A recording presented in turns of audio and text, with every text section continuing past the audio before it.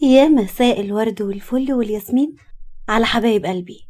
لما حد يقول لي ازاي بقيتي كده، ازاي جبت القوة والشخصية دي، ببتسم من جوايا، لأن السؤال ده بيأكد لي إن الرحلة اللي مريت بيها سابت أثر، وإن التغيير اللي كنت بشوفه بعيد بقى واقع أنا عايشاه. لكن لما أرجع أفكر في الظروف اللي خلتني أبقى كده، بحس بشعور غريب، شعور الانتصار الحزين.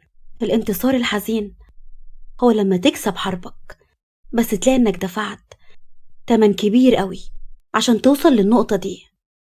التمن ممكن يكون لحظات ألم، ناس خسرتها، أو حتى نسخة بريئة من نفسك اتغيرت للأبد. القوة والشخصية مش بيجوا ببلاش، هما بيجوا بعد ما الحياة تضغط عليك، بعد ما بتعدي من اختبارات صعبة وتقرر إن أنت مش هتتهزم. أنا فرحانة بتغييري، فخورة إني قدرت أقف على رجلي، لكن في نفس الوقت بحترم الألم اللي علمني الصبر والجروح اللي خلتني أقوى.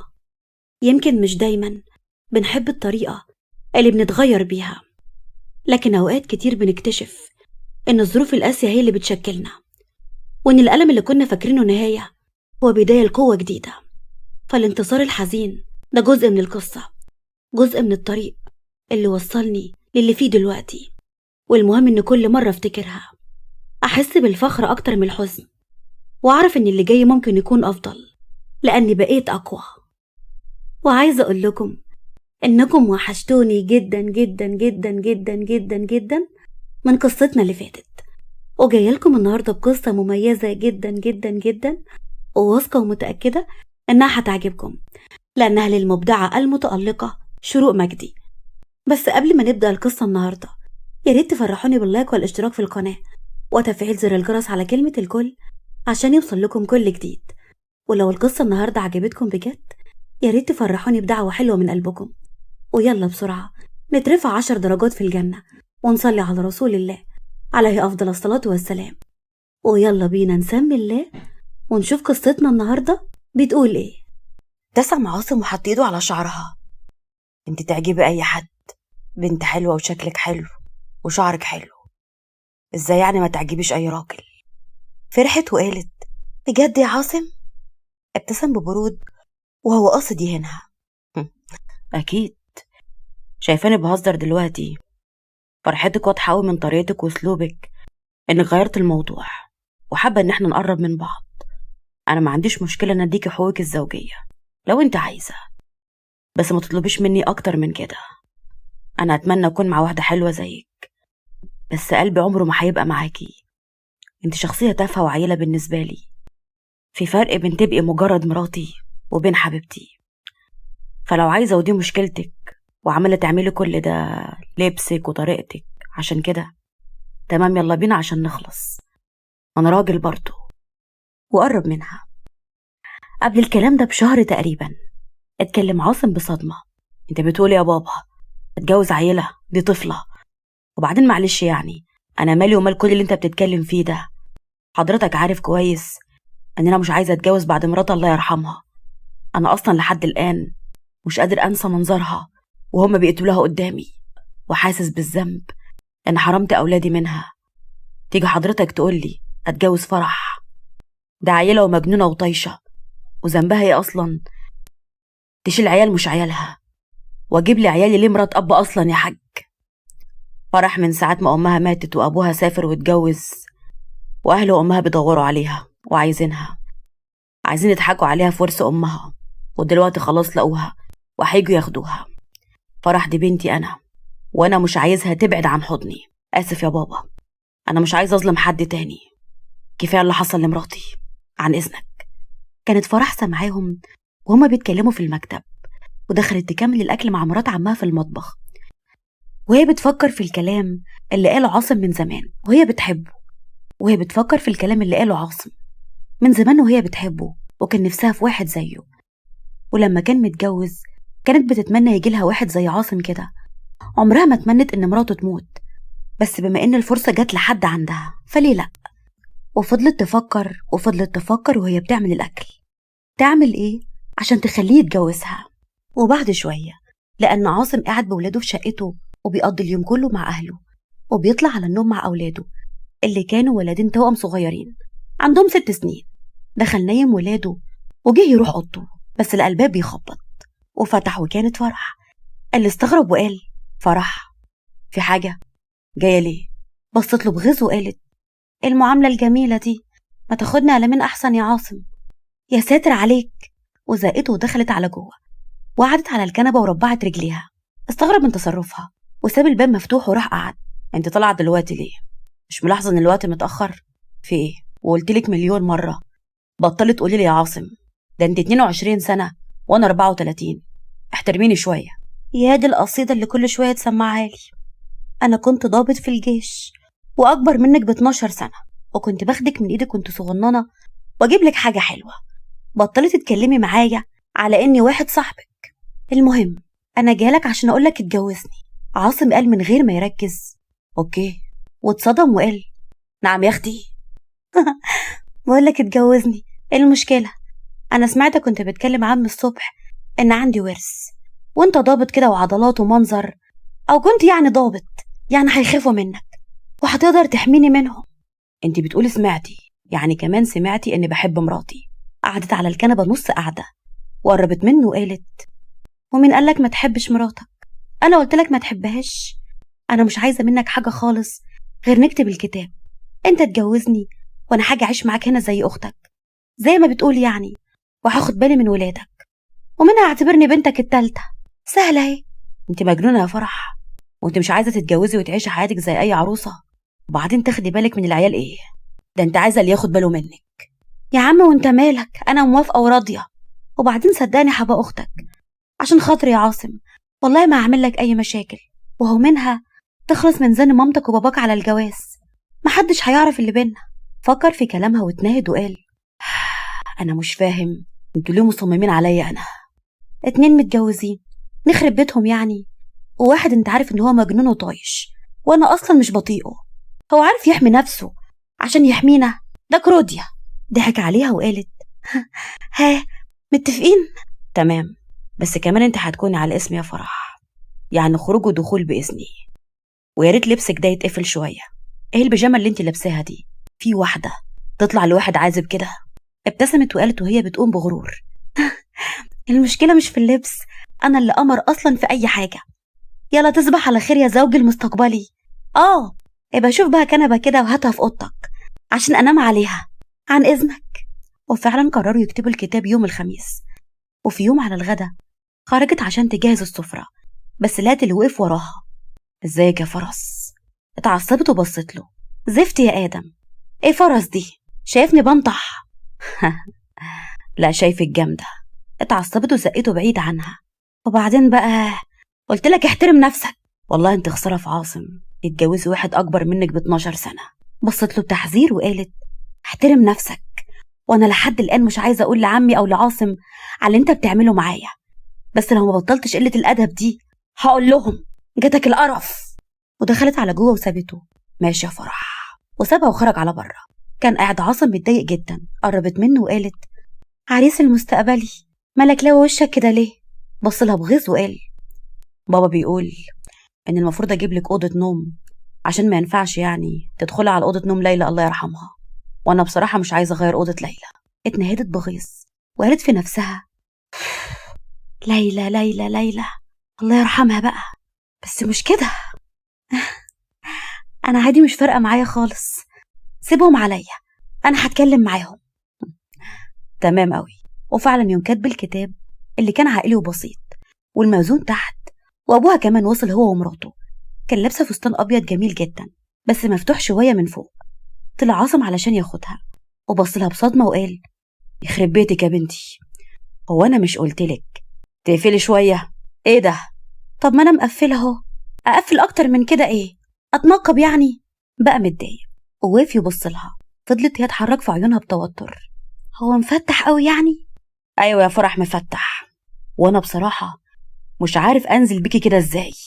فتحت الدولاب بتاعها وفضلت تقلب فيه ولقيت جاكيت ابيض قصير وشكله حلو. لبسته وقالت: طب وكده؟ تمام كده، كده حلو. ما تمسحي الروج الاحمر اللي انت حطاه ده. يوه، اللي يشوفك كده يقول ان انت غيران عليا. ملهاش علاقه، انت خلاص هتبقى على اسمي، وأنا مش راجل ديوس. معلش ليلى كانت محجبة وعشان كده حبيتها. على فكرة أنا مش زي أي حد، ومش عايزاك تحبني عشان الحجاب، أنا عايزاك تحبني عشان شخصي. استغرب كلامها وهي كملت وقالت قصدي يعني لو حد حبني يحبني عشان شخصي مش شكلي. وادي يا سيد الروج اهو، وحطت واحد غيره هادي.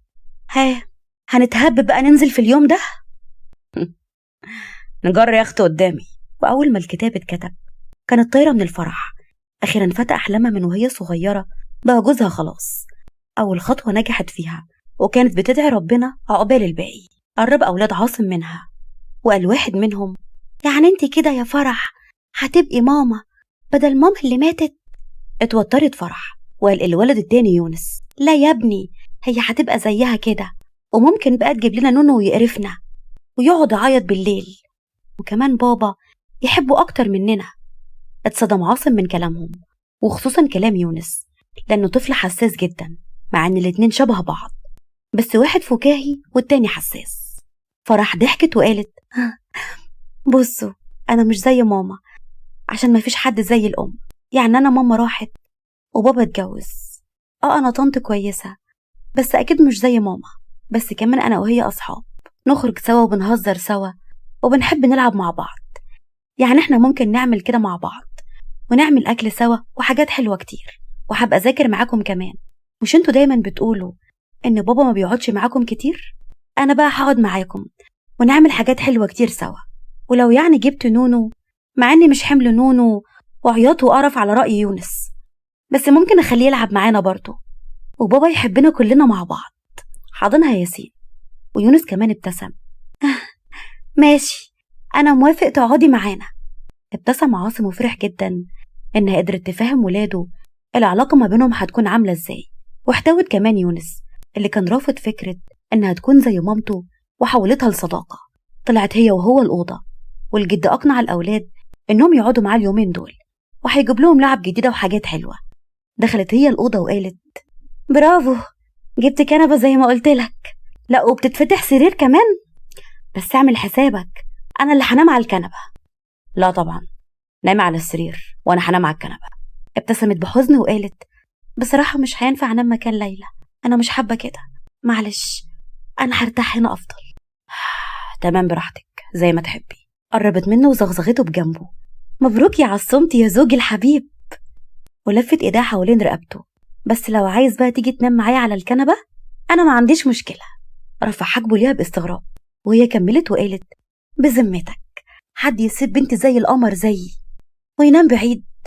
بنت انت لم نفسك، احنا اتفقنا على ايه؟ احنا اخوات ها؟ ونزل ايديها من عليه بتوتر. ضحكت هي وقلعت الجاكيت على فكرة أنا كنت بهزر أصلا، انت مش فتى أحلامي ومش ستايلي. ربنا يشفيكي، انا داخل اغير هدومي وانت غيري براحتك، لما تخلصي اندهيلي عن اذنك. ضحكت بشقاوة وقالت ليه غيرت رأيك وهنصلي سوا ونلعب عريس وعروسة؟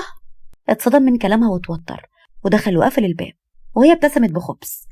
غيرت هدومها لبيجامة قصيرة وقعدت على الكنبة وندهت عليه وهي بتلعب برجليها. أول ما خرج فتح عيونه بذهول ايه ده؟ ولف وشه بسرعة وقال يا فرح لما انت ما غيرتيش هدومك ندهت عليا ليه؟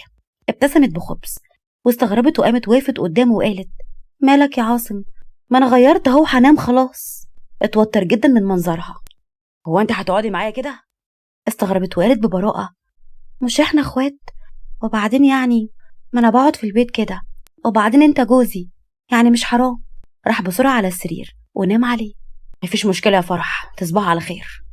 وقال في نفسه انا اللي جبته لنفسي ده حلو قوي، حلوة بزيادة، هقعد معاها ازاي دي؟ قربت منه وقعدت قدامه على السرير. انت مش هتاكل قبل ما تنام؟ اتعصب ولف وشه الناحية التانية. لا مش عايزة اطفح، ممكن بقى تسيبينا اتخمد. ابتسمت بخبث وقامت وقالت لا انا جعانة عن اذنك بقى، وخرجت على بره وهو فضل باصص للسقف وبيفكر في منظرها ده، وابتسم لما افتكر كلامها مع اولاده تحت.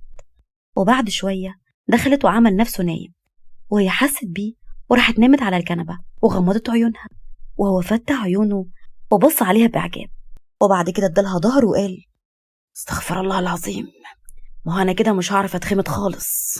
وشوية ونام، وهي كمان نامت وصحيت الصبح ودخلت أخدت شاور وخرجت بالبشكير وهو كان لسه صاحي، وأول ما شافها ودى وشه الناحية التانية.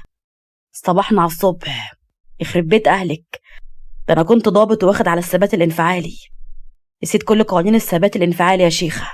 واخد الفوطة بتاعته ودخل على جوه من غير حتى ما يكلمها، وهي ابتسمت ولبست فستان قصير وسرحت شعرها وخرجت تجهز الفطار. خرج هو وابتسم أول لما لقاها حاطة ترنج على السرير، لبس الترنج وخرج، وكانت هي قاعدة على رخامة المطبخ وبتلعب برجليها وبتاكل في برطمان المربى. ضحك على منظرها الطفولي. اللي يشوفك بالفستان يقول انك مزة جامدة، بس يشوف منظرك وانت قاعدة بتاكلي كده بيقول طفلة جدا. أصل أنا جايباها مستوردة، طعمها حلو قوي، تدوق.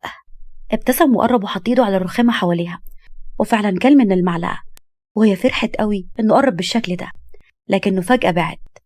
لا مسكرة قوي، مش حلوة. الفطار خلص ولا لسه؟ ابتسمت بخبث وقالت طب تعالى طيب نزلنا عشان اشوفه. اتوتر وراح مسك وسطها ونزلها. هنفطر بقى ولا ايه؟ انا جعان جدا. وفعلا حضرت الفطار واكلوا سوا، وعدى تقريبا اسبوع على جوازهم، وهو بيحاول يتجنبها وهي بتحاول تضايقه وبتعمل كل ده ببراءة ولا كأنها بتعمل حاجة. وفي يوم جهز الصبح وكان بيلبس وهي كانت لسه صاحية. طب مش كنت تصحيني معاك طيب احضر لك الفطار؟ ما حسيتش بيك. لا عادي، انا متعود على مش بفطر الصبح. وانا كده ممكن انزل بقى تحت صح؟ ايوه طبعا، خلاص عدى اسبوع، كفايه بقى، وهنرجع ناكل تحت وكل حاجه عادي. وقفت وقالت طب هعمل لك سندوتش وكوبايه لبن عشان ما ينفعش تنزل كده.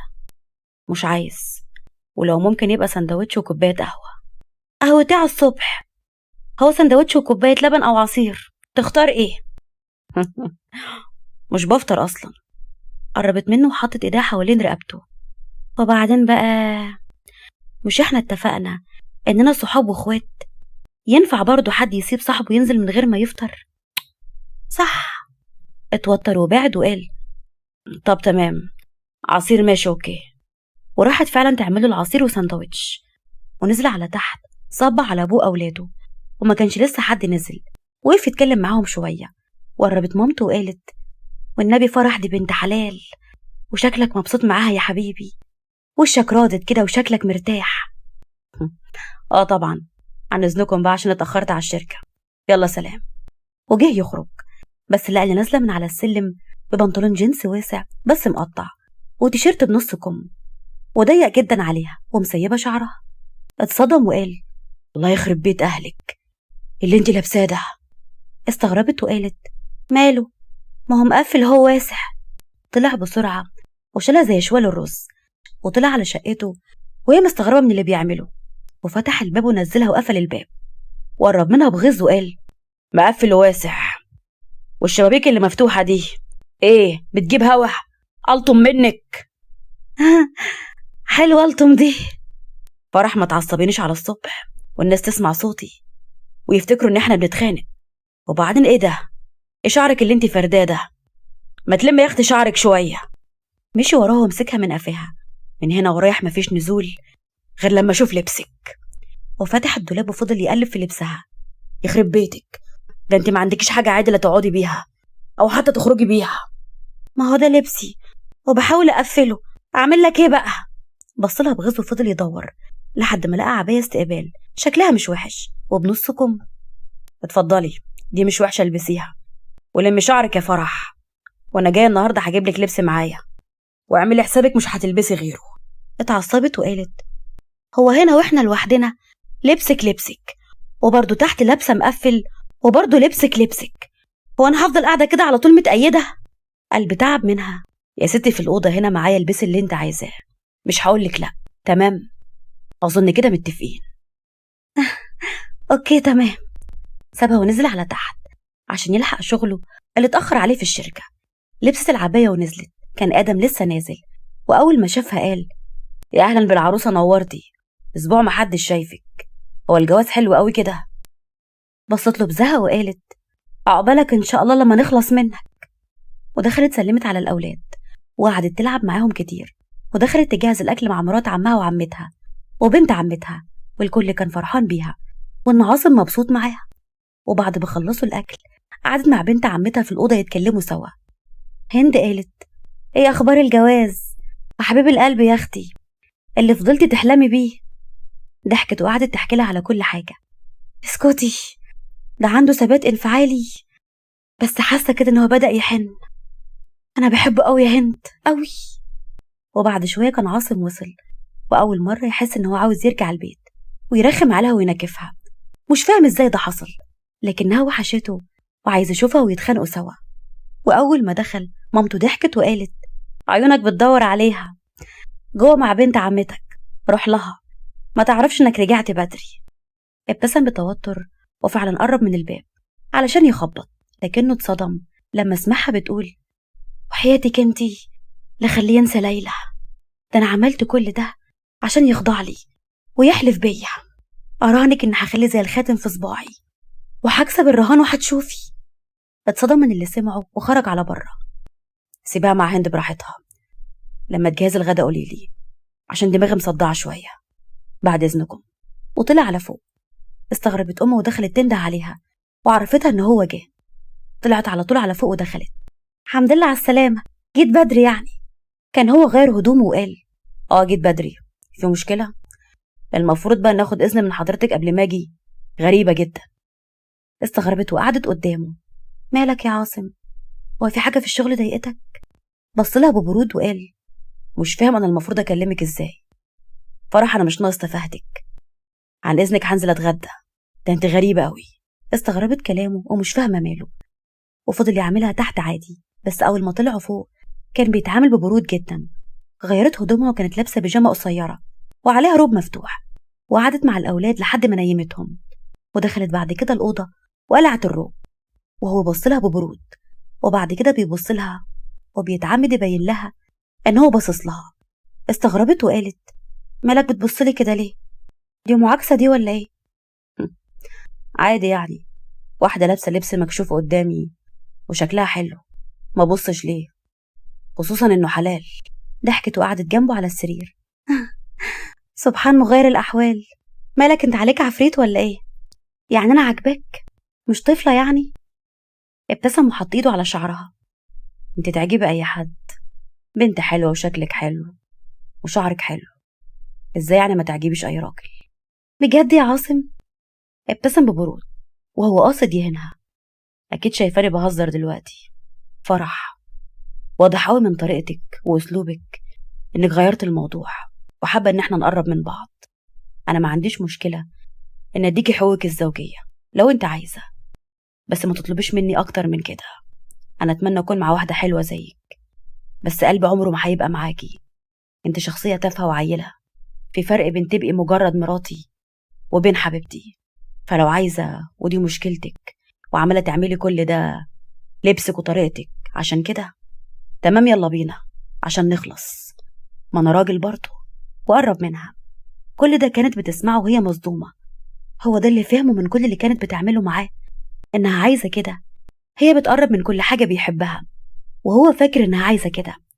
فات على قربه منها، زقته بعيد غصب عنها وضربته بالقلم ووقفت. أنا عمري ما كنت أتوقع إنك حقير بالشكل ده، ودلوقتي عمري ما كرهت حد قدك، عمري ما حد هني كده زيك. شكرا، وأوعدك مش هعمل حاجة تضايقك تاني، وأسفة إن الشعور ده هو اللي وصلك بالقذارة دي. عن إذنك. وخرجت تجري على بره وهي عمالة تعيط، ودخلت الأوضة التانية وقفلت الباب وفضلت تعيط. حط إيده على شعره بتعب ونزلت دمعة من عيونه وقال: أنا شكلي زودتها، اللي أنا حببته ده كان المفروض أقول لها على اللي سمعته، ما أعملش كده. فضل صاحي طول الليل ومعرفش ينام، وهي كمان. والصبح بدري نزل على شغله. بعد ما نزل قامت فطرت الأولاد ونزلتهم للباص عشان يروحوا المدرسة، وطلعت تاني الشقة. فضل هي وهو كام يوم على كده، ما كانش عارف يتكلم معاها ومحرج منها ومن اللي عمله ده. وهي كانت بتنام معاه في الأوضة، بس لابسة بيجامات طويلة ومقفلة جدا، وعلى طول لما شعرها وما بتوجهلوش أي كلام. لحد ما في يوم كان قاعد على السرير: خلاص بقى يا فرح، أنا تعبت وزهقت من المعاملة دي. أنا ما كنتش أقصد والله إن أضايقك. أنا هفهمك أنا عملت كده ليه. استغربت وبصيت له وقالت: معاملة إيه معلش؟ أنا كنت بتعامل معاك عادي وده خلاك فهمت غلط، فغيرت المعاملة عشان محركش الرجولة اللي جواك أو تفهمني غلط كأني واحدة من شارع الهرم.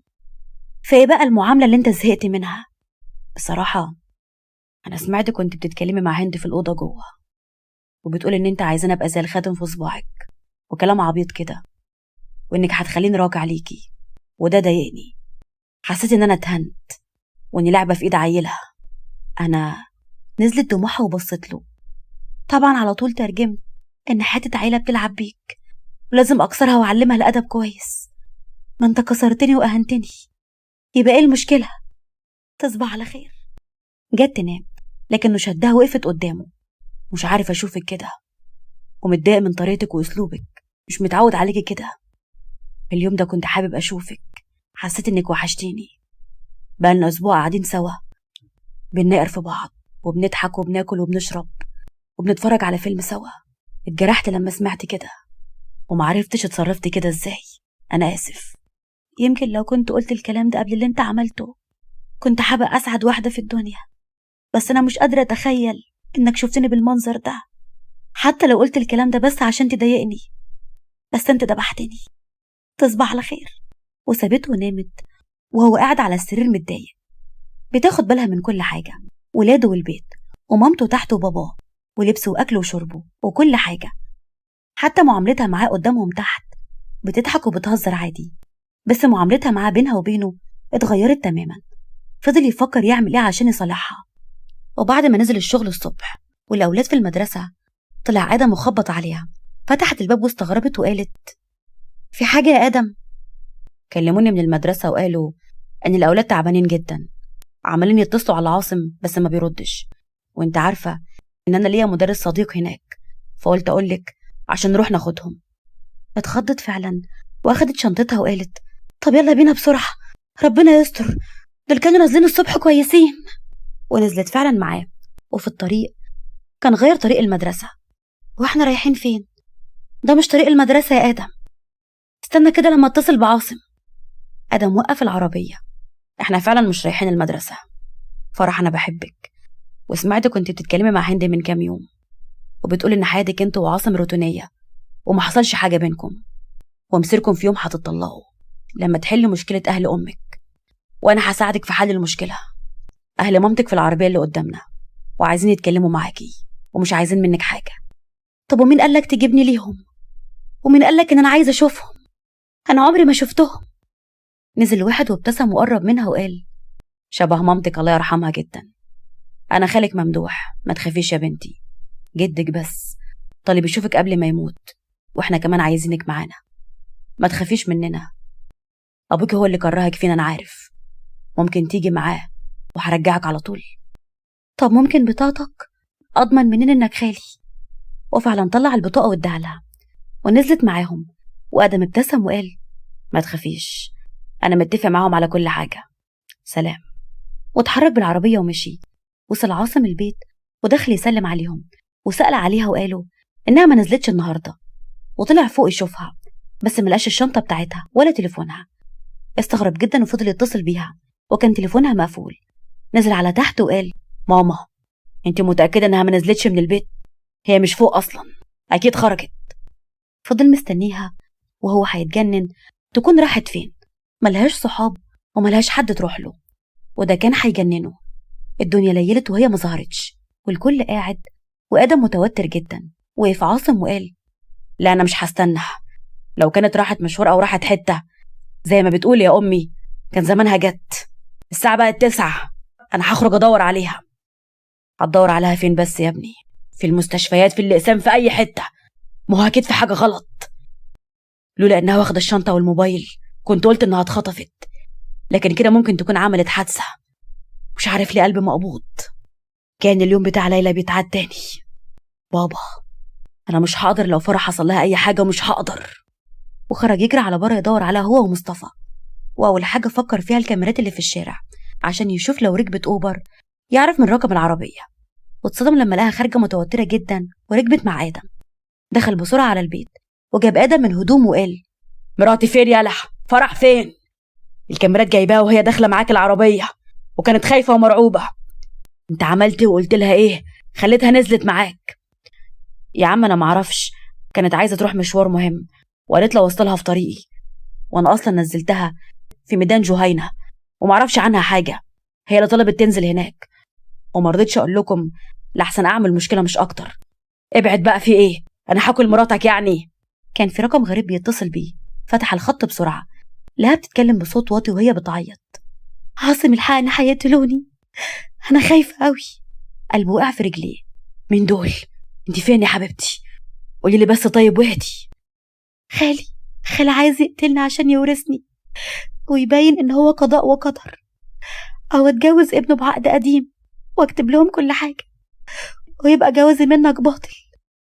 في واحدة هنا كانت تعرف ماما، هي اللي قالت لي هتساعدني عشان اكلمك، مديني فرصة لحد الفجر، انا مش عارفة انا فين، حابسني في مكان غريب.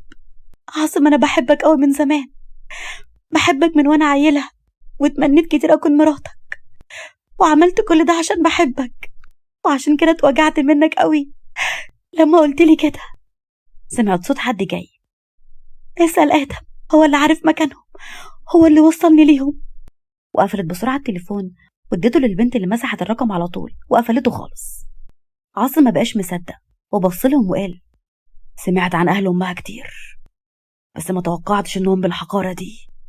دول عايزين يقتلوها أو يكتبوا كتابها بعقد قديم عشان يبقى جوازنا باطل. ومسك آدم وقال: انت اللي وديتها عندهم، انت بدل ما ادفنك حي. مراتي فين يالا؟ آدم حس إن هو اتورط. لا خطف ايه وتزوير ايه، انا ما كنتش متفق معهم على كده، هم قالوا لي ان هم بيحبوها ومش هيأذوها ابدا، وانا سمعتها بتكلم هند وبتقول انها عايزه تتطلق منك بعد ما تحل مشكله اهلها، وانا كنت عايزه اتجوزها فقلت احللها مشكله اهلها عشان تتطلق منك واتجوزها. والله ما اعرف، هم قابلوني فعلا في الشارع وركبت معاهم العربيه، بس ما اعرفش حاجه تانية والله. اخد منه الرقم اللي اتصل بالراجل وبعت بسرعه الارقام دي لزمايله اللي شغالين في الخدمه، وفعلا قدر يحدد مكانهم، وكمان عن طريق أرقام العربيات اللي جابها من الكاميرات اللي كانت على الطريق. وآدم واقف معاهم. مسك آدم وقال: ألحقها بس وحسابك معايا عشان بس تفكر تقرب من مرات عاصم يا حقير. آدم كان مرعوب من منظر عاصم اللي كان باين عليه إنه هيحرق العالم كله علشانها، وفعلا أخد قوته طلع على المكان. صديقه المقرب في الخدمة: اهدى يا عاصم، إن شاء الله هنلحقها. إيه يا ابني، أنا حاسس إن أنت بتحبها أكتر من مراتك الله يرحمها، كل البيت بيحبها، الكل هيموت عليها، حتى ولادي مش عايزين ياكلوا طول النهار وخايفين عليها، ما كنتش عارف إني بعشقها كده، مش عايزها تروح مني، كان في بينا مشكلة وجرحتها قوي، مش عايز اللي بينا ينتهي بالسرعة كده وبالشكل ده.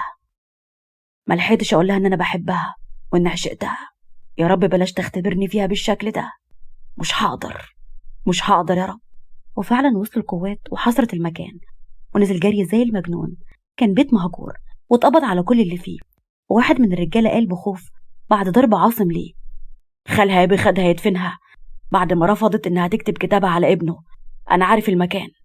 بسرعه طلع على المكان وكان بعيد شويه عن البيت، ونزل جري يدور عليها، وفعلا لقى واحد واقف وبيحط تراب على حفره.